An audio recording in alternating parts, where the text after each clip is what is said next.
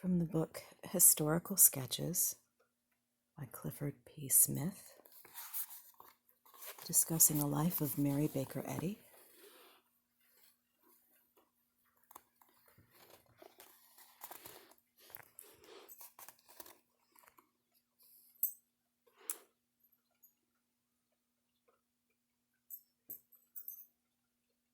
Chapter 2.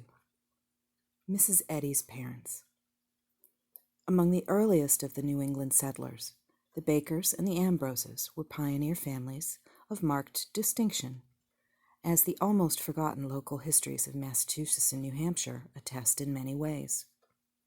Mrs. Eddy's parents were from these families. They differed from each other in individual ways, and both of them had more culture and more varied interests than were common in their day among men and women of equal prosperity. Yet Mark Baker and Abigail Ambrose Baker can be described as typical New Hampshire people of their time. They were intelligent, thrifty, religious, and they were independent thinkers. Further, they were charitable, hospitable, and public-spirited. From their marriage in 1807 to 1836, Mr. and Mrs. Baker lived on their farm in the town of Bow.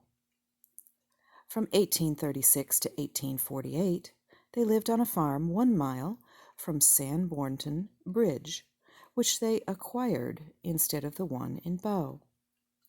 In 1848, they moved into Sanbornton Bridge. While they lived in Bow, they did most of their buying and selling in Concord, which was the nearest center of business and population. Afterward, their business center was Sanbornton Bridge. As his different places of residence, here we go. At his different places of residence, Mark Baker held the following offices or positions: agent of the Bow,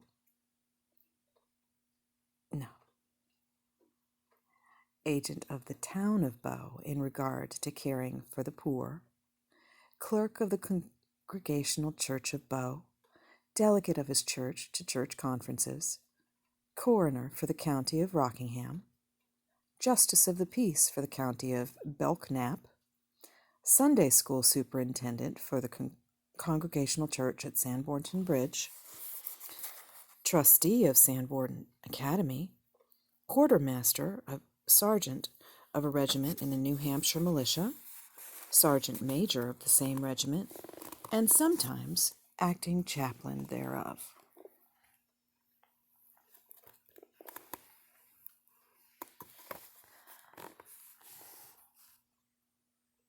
In the first of these offices,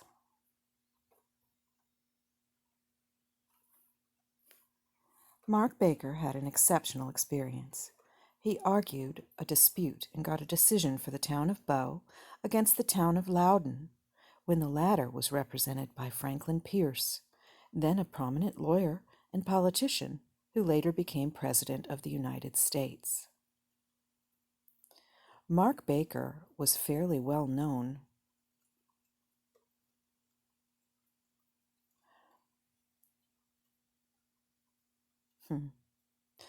I have to say this. I'm related to the Bakers.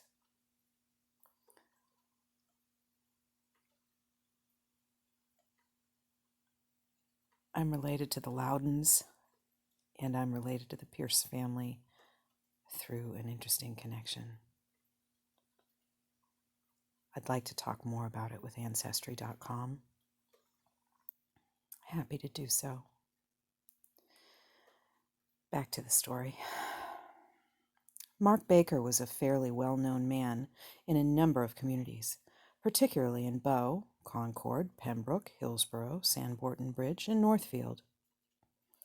He was devoted to Congregational Church, but had acquaintances among the ministers of other denominations and was fond of debating doctrinal points with them.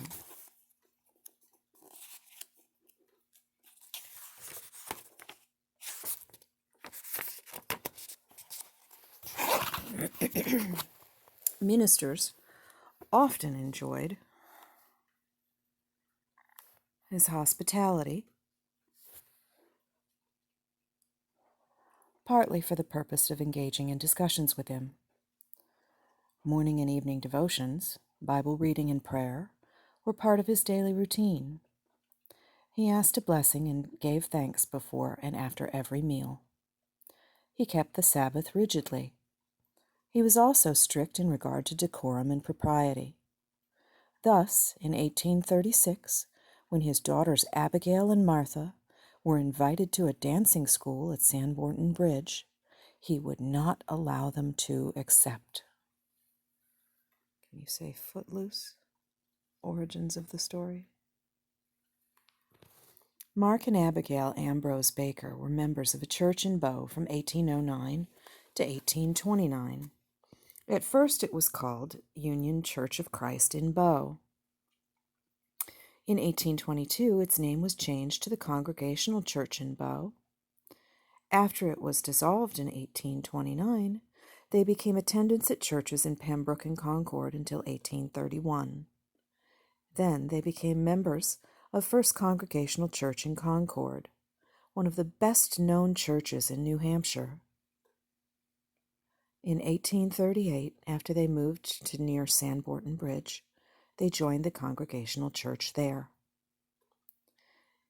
At all times, the Baker family, not always including the boys, attended church meetings regularly. In Concord on Sundays, they usually attended morning and afternoon services. Between the services, the older members of the family, as well as the younger, enjoyed social contacts, but the boys and girls were expected to observe the Sabbath in the old-time New England way. Mark Baker was an affectionate husband and intended to be an affectionate father. I want to stop and pause and show this. That's really cool. The Old North Church in Concord, New Hampshire. See it?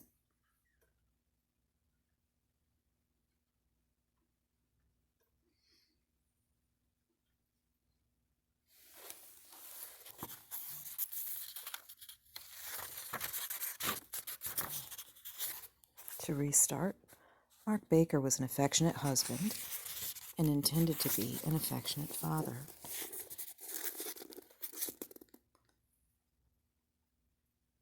As his children approached adult years, they sometimes believed that he was not so considerate of them as he should have been. The boys found their own occupations helped but little by him. The daughters sometimes had to insist on what they regarded as their dues or rights. For instance, when the family moved to the farm near Sanborn Bridge, he sold his carriage with other items of property and did not buy a new one until the eldest daughter, Abigail, who was then 20, declared that she would never again go anywhere in a wagon. At different times, all of the 6 children had disagreements with their father, Mrs. Baker always exerting her influence for harmony and mutual understanding. In some respects, he appeared to be more frugal than his circumstances required. In other respects, he was generous. He was especially so in cases of misfortune or need. In one instance, he allowed an invalid widow and her daughter to occupy a cottage free of rent. Mary Baker was said to be very determined. Excuse me, I said Mary Baker. I meant to say Mark Baker. Mark Baker said he was a very determined man who never changed his mind. A more accurate statement would be that he was a positive man who formed individual opinions and acted on them. Thus he voted with the party of Thomas Jefferson, James Madison, and James Monroe from 1808 to 1828. I'm related to Jefferson we share a common grandmother. From 1808 to 1828. Then he joined other followers of Andrew Jackson, I'm also related to the Jacksons, in forming a new party. Later, when slavery became an acute issue between northern and southern states, he opposed slavery, but he also opposed compelling the southern states to abolish it. Interested in politics, he was also interested in other public affairs, for instance, the improvement of schools. A clear description of Mark Baker was given to Christian scientist. A clear description of Mark Baker was given to a Christian scientist in 1902 by Deacon Gardner S. Abbott of Tilton, New Hampshire, who knew Baker for many years. Deacon Abbott spoke of him as follows: Squire Baker was a man of strong character, highly respected in the community, whose opinion was sought and valued. He was very much a gentleman, well-read, a good talker, and he expressed himself clearly and forcibly. He treated all men with kindness and respect. He was a pleasant gentleman to meet.